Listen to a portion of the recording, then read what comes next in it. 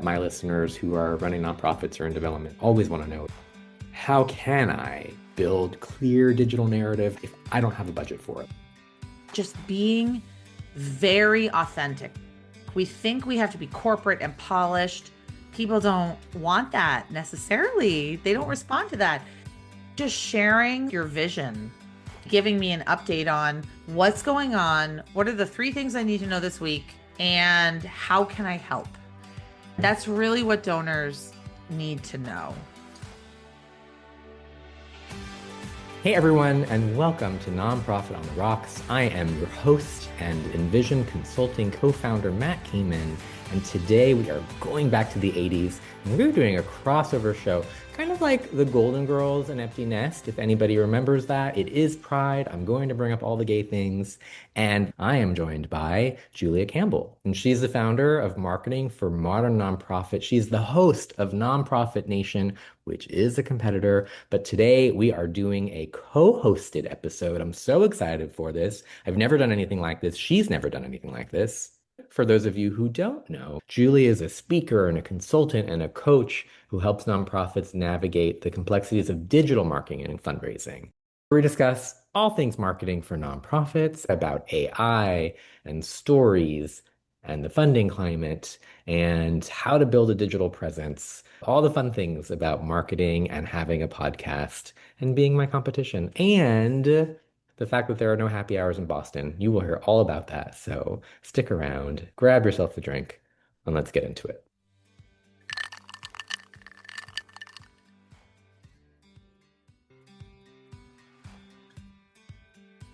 Today, Julia and I are co-hosting a show, and neither one of us has ever done this before. No. So it's sort of exciting, sort of scary. If any of you have heard Marketing for the Modern Nonprofit, then you know Julia Campbell. She's spectacular and amazing and wonderful, and we wanted to do this together. So Julia, Thank how are you. you today? Great. And hello to all my listeners. I'm so excited to be here with Matt Kamen. You're hopefully all familiar with me by now. But to Matt's listeners, I am a speaker, a consultant. I do online courses, and I really help train and coach and consult nonprofits around digital marketing, digital fundraising, and sort of how to navigate this crazy digital world that we're living in. So I love to do that. And I'm so excited to be on Nonprofit on the Rocks. And I'm excited to have Matt on Nonprofit Nation. And Matt, do you want to introduce yourself to my listeners? Yes. So hello to your listeners. We only have one listener, Julia. So Well, day I'm my one. mom. My parents stopped listening to this thing like first year, and they were like, "We can't do it anymore, Matt. It's just too much work." Just so you know, it's over. Oh, Um, my uh, mom will actually give me topics. She doesn't work in nonprofit, but she'll like give me topics that I should talk about. I'm like, but you're not really Listen. my target audience, but it's cool. It's cool, mom. I love you. I love you, mom, if you're Uh, listening. Shout out to Ciao. your mom. I am the co-founder of Envision Consulting, and we do recruiting and we do mergers and strategic plans for nonprofits. Ooh. Yeah, and it's interesting. We sometimes do searches for marketing folks, Mm, but not that much. Nonprofits don't really have a huge salary to hire marketing people. no. It's a shame because it's so important, which is why I was so excited to talk to you as well. But before we go on, okay, so I know Yes. we're each doing a show, but on my show, it's Sure. Nonprofit on the Rocks because we drink booze because it's rocks time. So Incredible. Twist my arm. I know, right? So it's 6 o'clock for you, 3 o'clock for Yes. me, but I am not a quitter. So cheers, my friend. What are you Yay. drinking? What are you drinking tonight? Well, I was just in Italy.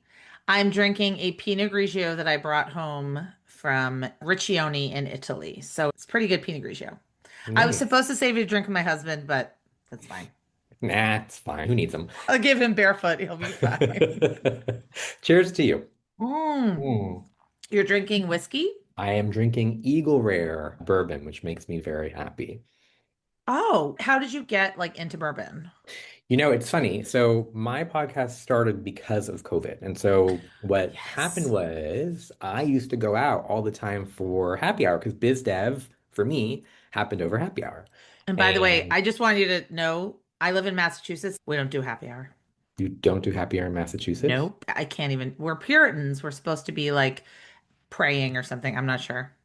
It's the only state that I've ever been to that doesn't do happy hour. It's so annoying. I don't think that I've ever gotten a client in Boston, and now it makes sense. Yeah. Yep. One of the reasons why I really wanted to do this show with you is because there are only so many good nonprofit podcasts out there. You're one of them for sure. And I was like, Thank we should you. get together and have our listeners, my Mhm. listener, learn about you and then maybe like come over to your show. Why did you start? What Why did did you I get start started? the Yeah. podcast? Yeah. So for me, I wrote a blog for years. And that's how actually a lot of people knew me way back in the day. So I wrote a weekly blog, sometimes twice weekly, very, very how to, very like, this is what's going on with social media. Here's some examples. I did a ton of free webinars to kind of get my name out there, partnered with a lot of the tech companies.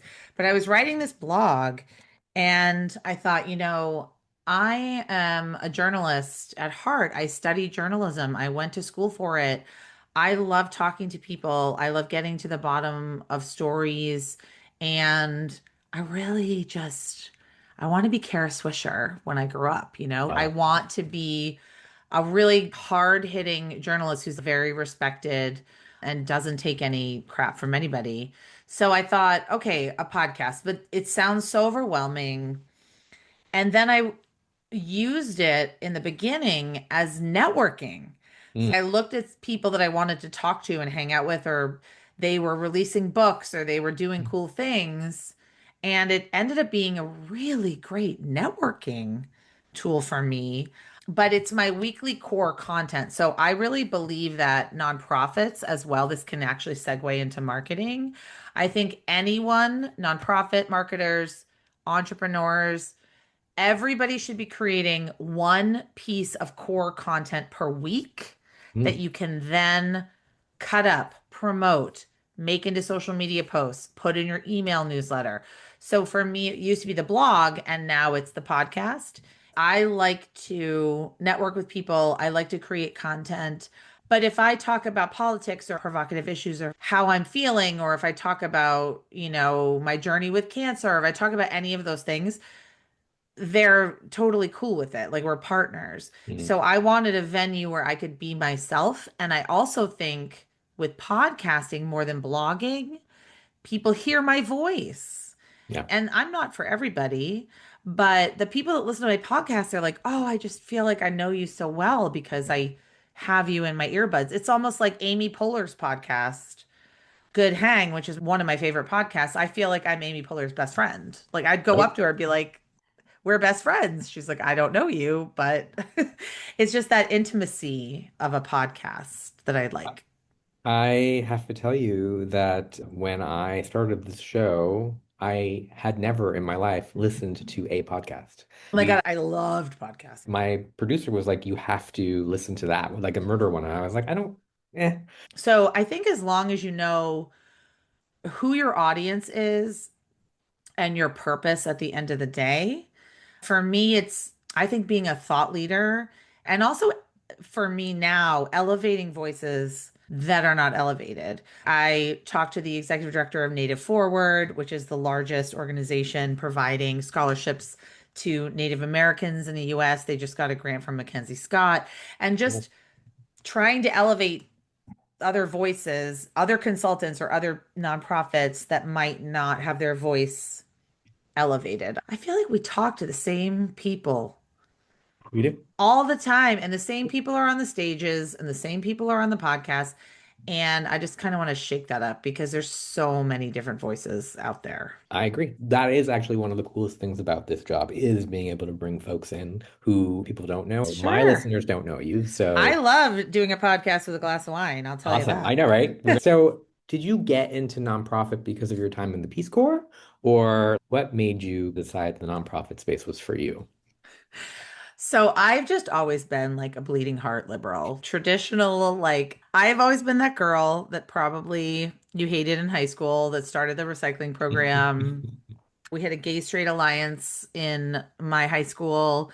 We had Amnesty International. I was just always a part of causes that I really cared about. Then in college, I interned at several nonprofits like the Boston area Rape Crisis Center, domestic violence organizations, went into the Peace Corps, worked with NGOs, and then came home and said, okay, I think that's really what I want to do. And then started my business 16 years ago. But it was really scary because I felt like I had no idea what I was doing. And it's still Mm. some days I feel like I don't really know. But I think I've hit a groove where I love what I'm talking about and I love the nonprofits that I'm working with. I think nonprofits are so important to our society. The reason I teach marketing is I really wish they would recognize their power and their voice more and stop thinking they don't have anything to say. It's like, no, no, you have something very important to say and you should say it. So that's a really cool story. And we started this company 15 years ago. Ooh, how did you get into nonprofit? It's funny you brought up the gay straight alliance. So I came out in college when it was not cool to be gay in the late 80s and early 90s, and it wasn't great. And I started a gay lesbian group. Then I volunteered at the Gay and Lesbian Center in LA. And my very first day on the streets, okay, so I had come out and I was accepted. I didn't lose a family Wow. member, I didn't lose a friend. I was very lucky. I was very blessed. It Wow. never happens. And so my very first day volunteering for the center, and we were at a park in West Hollywood, and I ran into a kid who was, if not my age, a little bit younger.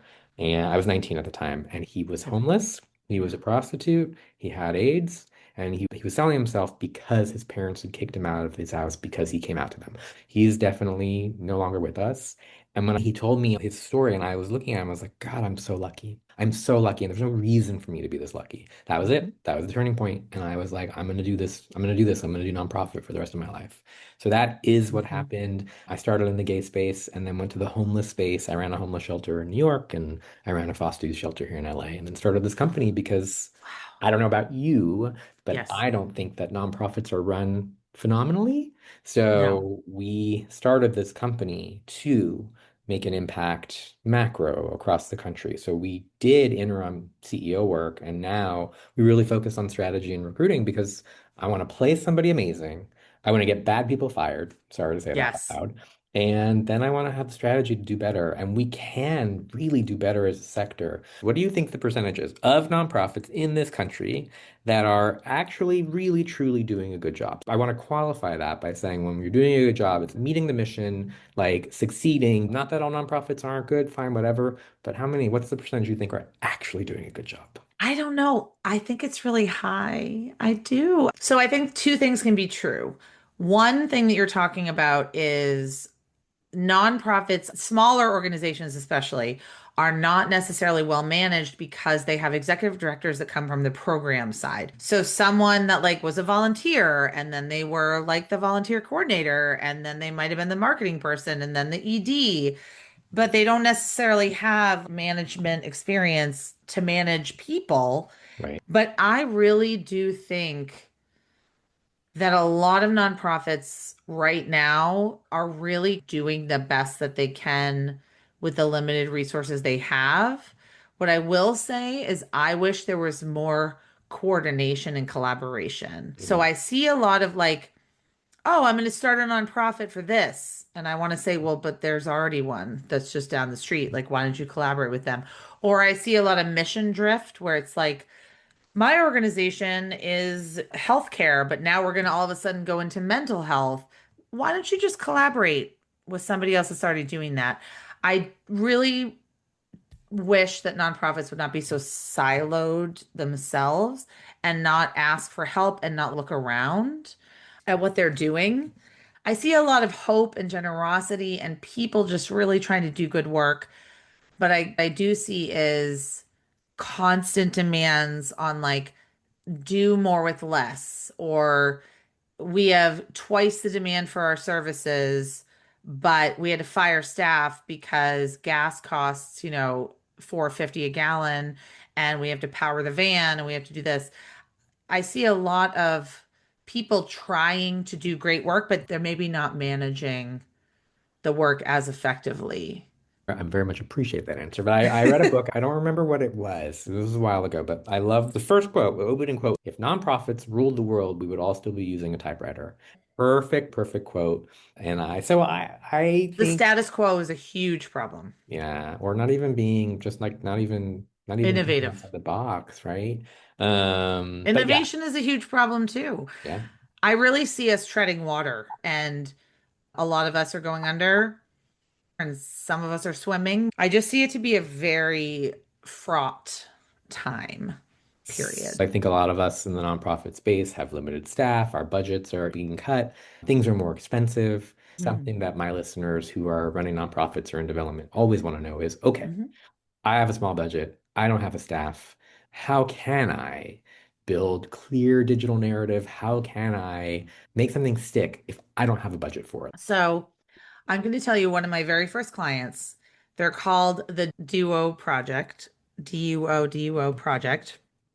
They're out of China.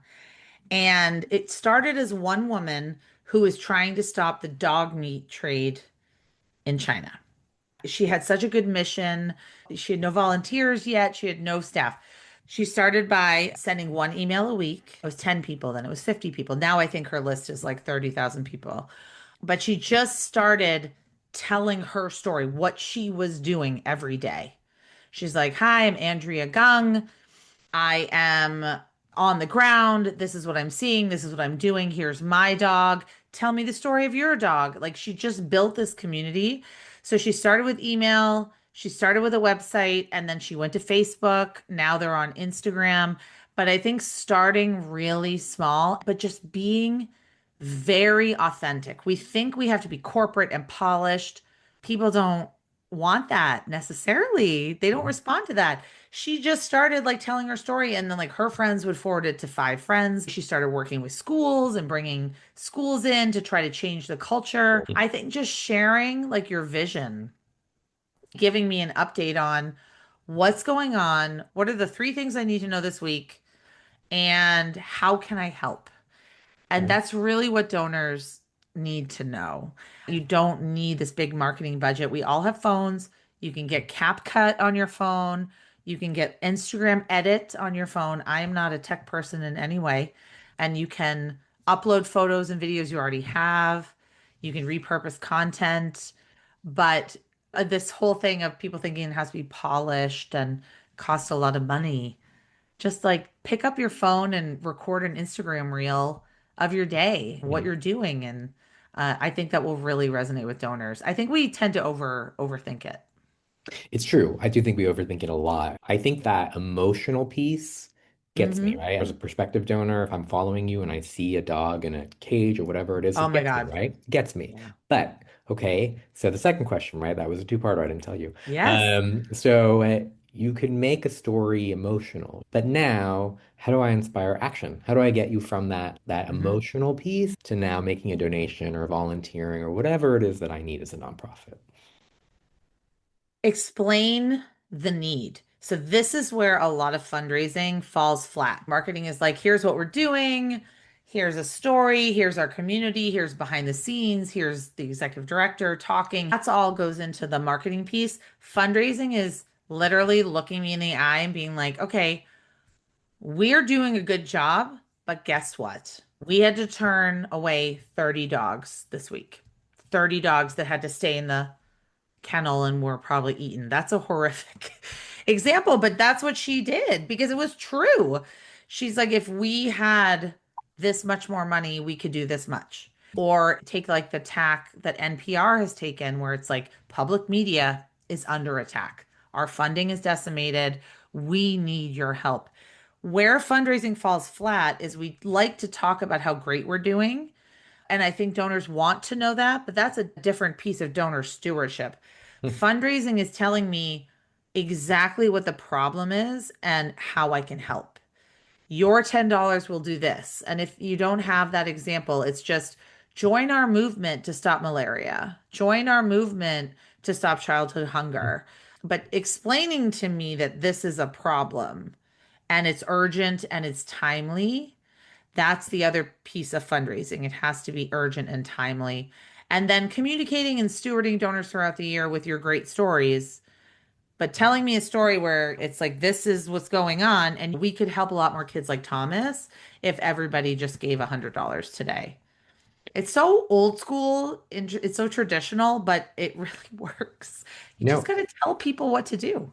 I do board retreats. Actually, one of my favorite things to do, me personally, is I love Mhm. doing a board retreat. I love facilitation. I love sitting down with board members and kind of talking Yes. their roles. But what I talk to them about, which they don't always like to hear, Mhm. is sometimes they'll come in and they'll give you examples of clients that we've served and success stories. But what they don't do is they don't say, I'm a homeless shelter. Joe came in and we failed Joe. And here's how we failed Joe, right? Like, here's how we actually failed Joe. And this is what we could do to fix it. But we need you to know we need your help. I agree with you. I think like it can't all be positive. We don't exist because Mm-mm. it's all positive. And so the fact that you share that and it is okay to say that that's what you need, I think is really Mhm. important. I think people care about the truth. I really do. I don't think we have to sugarcoat everything. No, Rosie's Place in Boston, one of my favorite organizations. I always cite them. They don't take any federal funding, they take no state funding because they want to be able to open their door to any like woman identifying person that comes in their door. And she could come in every day, she could come in once a week to get whatever services, take a shower, have a meal, anything. And they're very clear, we don't accept government funding because this is what we would like, this is our mission and we need your help. If you believe in the integrity of the people that we're serving and you are on this mission with us and on this journey with us, then join us. Mhm. And what nonprofits don't understand is like not everyone is going to be on board with that. Not everyone supports that, right? Not we know And that's that. Like you okay. say, I love apples. Someone's going to say, why don't you like oranges? Like it just happens all the time. So, like, what about Straight Awareness Month or whatever? I can't even with that, with those posts. I don't even know what to do with that. It's still happening. It's so stupid. But there's not going to be a place where everyone's going to accept what you're doing. But the people that get it, that's who you're talking to. And you're saying, hey, you get it. You understand it. Let's invite you in. You're going to be a part of the solution. We're going to do this great work. And then we're going to show you the impact. I just think we need to get back to the basics with some of the stories that we're telling.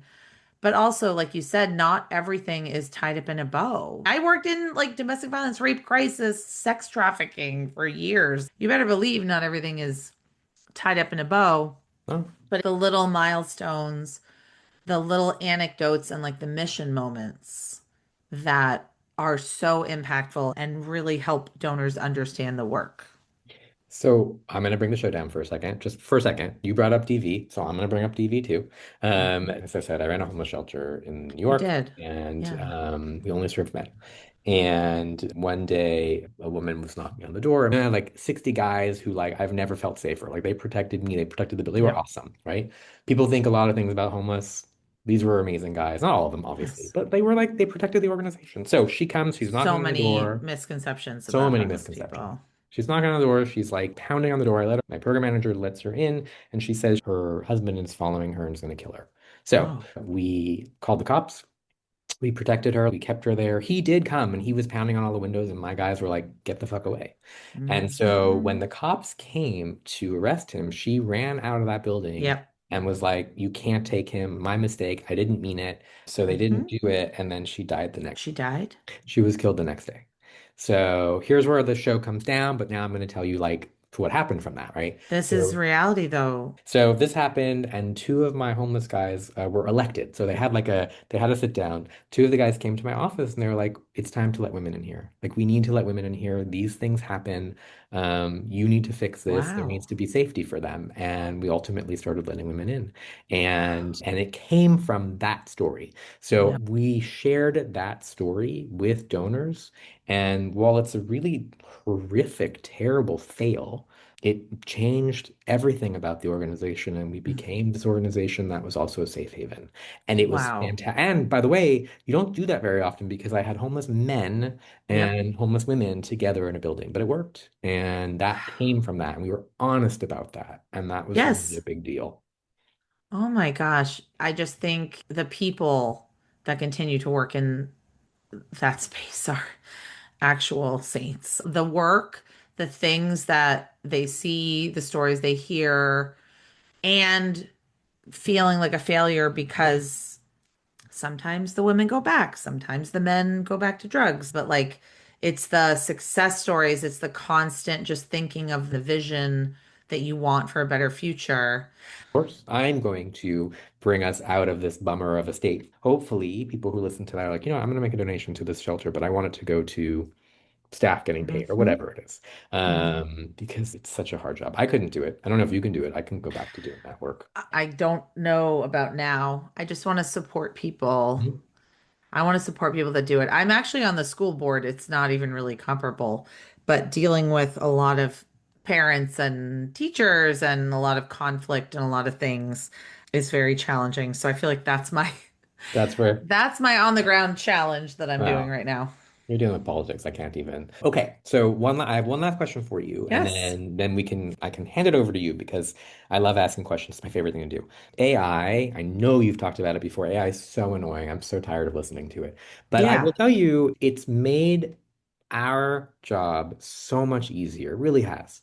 And there's a lot to it that's great. There's a lot to it that's not great. It's still kind of stupid, but it's really been fantastic. It's coming for all of us, right? Like AI is coming for all of us, it's coming for all of our jobs. So, in the marketing, fundraising, storytelling, digital space, how can we best use AI that will save us money, but also obviously in the smartest way? Because it's not going to do everything, it can't do everything. Right. Like, how do you suggest that a nonprofit who may not know about it, who doesn't know about it anymore, but may Hmm. not use it, like, Yep. what should they actually start really thinking about when it comes to AI? So my friend Josh Hirsch, he's the AI dude. He was in Italy with me at the festival del fundraising. He taught a 3 hour masterclass on using AI for donor personas. And he said it's not AI that's going to take your job. It's the person that uses AI better than you that's going to Mm. take your job. I thought that was so brilliant. So AI is not going to replace us, but you better believe people that like know how to use it are probably going to replace us. So for me, I mean, I really dabble in like the content creation space, but I like to have my own original ideas. I use generative AI. I mean, we're using AI in all sorts of different ways, like Gamma for PowerPoint or AI for videos, or there's 10,000 tools that I don't even couldn't even name. But for me, I use it almost like an intern, and that's how I teach my clients to use it. So if you had a marketing intern, what would you give it to do? And then it helps them understand the context because if you have an intern, you're not going to turn over every file and every piece of data to the intern immediately. And you're also not going to expect the intern to get it right on the first try because they're an intern. So think of it as an intern. You've got to train them. You have to say, this was pretty good, but this is not so good. Here are the words that we use. Here are the words we don't use. Here's the tone that we use. Here's the tone we don't use. So if you think of it that way, I think it's a little bit less intimidating. Also, I just use it personally all the time. My ChatGPT is my biggest champion ever. I love it. I've used it for probably about 5 years now, so it knows me so well. I was just in Italy and I was like, oh, I'm really tired. I go see the Sistine Chapel right now because I just climbed St. Peter's Basilica, the whole dome. And it was like, you know what, Julia? You survived cancer. You walked 551 steps. If you don't want to see the Sistine Chapel today, you're fine. I mean, there's so many ways to use it. I think for nonprofits, I would just love to see them putting more examples of things they like into it. So here's some emails I've received. Here's some social media posts I really like. Here's what other organizations are doing. And here's our nonprofit website. Could you help us create a social media calendar for the next 3 weeks? I would not say I'm an expert on any of that. But having a policy, an AI use policy at your organization is probably step one. I know TechSoup has AI use policies, fundraising.ai. That website has free AI use policy templates. So just making sure you have a policy in place and then taking little baby steps if you're not comfortable. By the way, you can also ask chat for said policy. It's the Oh best. my God, you totally could. Chat is my therapist, by the way. Oh, Chad is like Chat my actual best friend. Yeah, no, I chat know. is my friend too. It's really bad. And or maybe it's not, who knows? But I use chat, my friend uses Claude, and she Yes, swears my by husband uses Claude. Claude. See? But like I feel like you're one or the other. I don't know if you could be both. Claude is probably better, but I've used ChatGPT for so long that it Yeah. knows me I, so well. I can't get to know a new therapist. Like I can't. No, I can't. Right. It's I've already literally like getting to know a yeah. new therapist. Yep. Chat designed my tattoo, by the way. So like chat knows me. No, Like, I want to see yeah, it. Where is it? it's there. I don't think you could read backwards. So Oh, it's beautiful. I turned 50 and I've always wanted a tattoo, always, always. And I finally got one.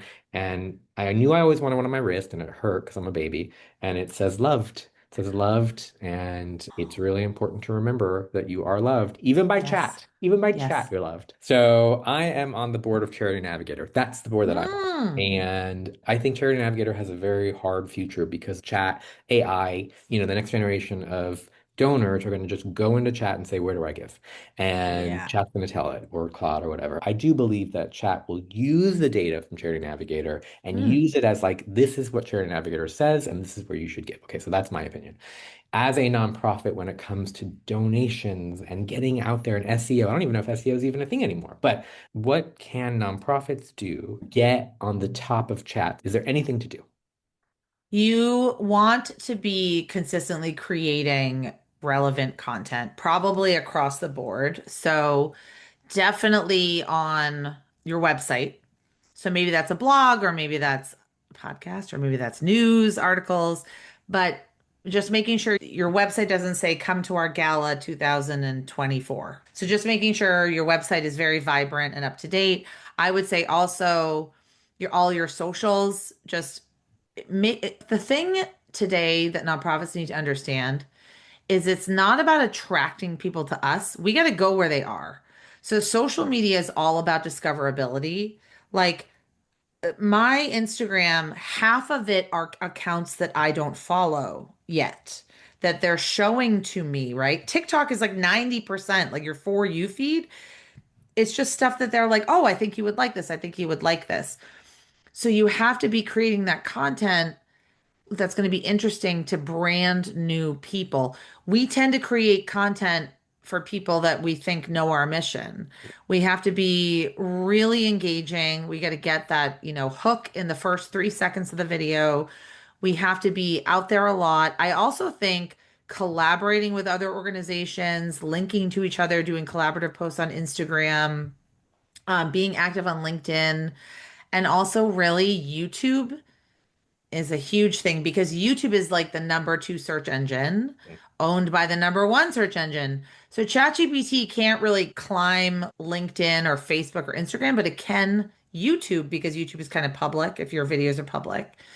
And I just think having a lot of relevant, timely content out there.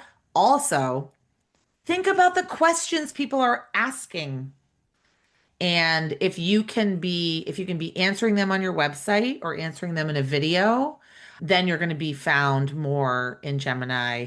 I know that Alexa for a while, I think it was last year, like around Giving Tuesday, you could say, "Hey Alexa, donate $5 to National Audubon Society," and it would work. I Hmm. don't know if that works anymore, but I think that's the new technology that's coming up. It's like I hear about the California wildfires. Be like, "Hey Google, donate $25 to California Wildfires Fund." So we have to be prepared, but just I think being timely, relevant, great content, answering the questions that your audience has that they're searching for, being discoverable, that's the best strategy. Love it. That's something that all my clients are asking about. So thank you, Julia. I really appreciate it. Yay. Yeah, you can't game the algorithms, you can't game the SEO. You just have to go where your audience is. You got to Mm, be making relevant, interesting content that people want to consume so that you're going to be in the For You feed or the Discovery feed. And it's tough. It's really a tough shift. It's like steering a cruise ship. I love that we collaborated on this show. My Yes. listener will be in a much better place. Where can So people find you, learn more about you? It's funny. We just rebranded. We just created a new website. All Oh, the conversations we were just having about AI, who knows if it was worth it? But mm. if folks want to learn anything about what we do, People we still go to websites. They really do. I They guess. do. I guess we'll find out. My website is envisionnonprofit.com. We are Envision Consulting. That's what we do. You envision where you want to be, and we're going to help you get there. And I am really proud of our new logo. So if your listeners out there want to take a look, that's what we are. That's who we are. And tell you what, Julia, we're Hmm. going to work on Boston. We're going to work on Massachusetts to do happy hour. That's going to happen. Yes, that's our next big legislative challenge. That's going to happen. My website is very old and I need to redo it. So maybe I'll talk to your website developers. It's jcsocialmarketing.com. I'm very active on LinkedIn, Julia Campbell, and then, my podcast, Nonprofit Nation. Well, Julia, I want to thank you for being on my show. Of course. It's Thank wonderful you. co-branding. I All love right. it. All right. You have a lovely rest of the day.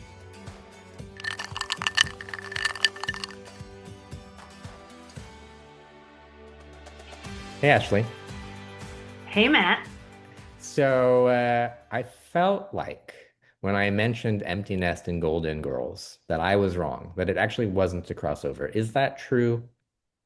It kind of depends on how you're going to define crossover because it's my recollection. And by the way, folks, when I'm not producing podcasts, I do consider myself somewhat of an aficionado on all things 80s and 90s pop culture related.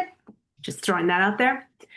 I do think that it's more of a spinoff, the same way that Frasier's a spinoff of Cheers, although usually a spinoff has a more prominently featured character that they carry the story, the way they did Joey from Friends. This one, they like threw that Dr. Harry, whatever his name was, on an episode of Golden Girls, and then they built a show around him that was in the same like Florida community. That was sort of how I remember it. So I don't know, Matt. Is it a crossover or is it really just a spinoff? I'm going to go with crossover and because I'm always right. And that's just the way this is going to work. I'm the host, and that's just the way this is going to work. I think that's totally fair. If we want to get technical, I do think that all of these shows use a crossover in order to launch the spinoff, right? Mm. So I think technically it's fair. So I have a question then, and this is really important for our listener who has been on the journey with us since 2020. We did a crossover. It's the first time I've ever done it. It's a new thing. Never done it before. How do you think it went? How do you think that her listeners will think about the show? You know, Matt, you brought up a really interesting point during the show, which was there's a lot of podcasts out there. There's quite a few nonprofit podcasts out there. There's not necessarily a lot of good ones. And you and Julia are both exceptionally intelligent and well-versed thought leaders in the field, and you bring on interesting people because you want to learn their stories and bring those stories to other people. I really did like what Julia said about really wanting to elevate the voices that are not being heard, right? We hear the same kind of people over and over. And so I think that's 100% what you're trying to do, what we're trying to do here. And I also think her listeners are going to be very impressed with you as a host. I'm not going to say that you're better. I mean, yes, you're paying my paycheck and all of that. But that being said, that does not make me biased. No. I just think you're exceptional. It's the right thing to say to me. It just is. You know what to say, you know how to make me happy, and I really appreciate that. And I hope that Julia's listeners come on and we can get like our second and third listener for our show because as we've talked about, our moms have stopped listening officially. Is that a fair statement?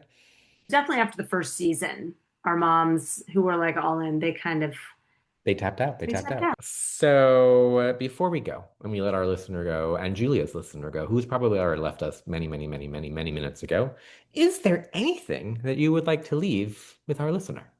Well, since I've already touted myself as the 80s and 90s pop culture guru, I do feel it's appropriate to tell everyone that I recently became aware of a crossover episode that I need to find, and listeners out there, you need to find too if you're in this generation that we are in. Apparently, Magnum PI and Murder She Wrote did a crossover Mm. where Tom Magnum and Jessica Fletcher like worked to solve a crime.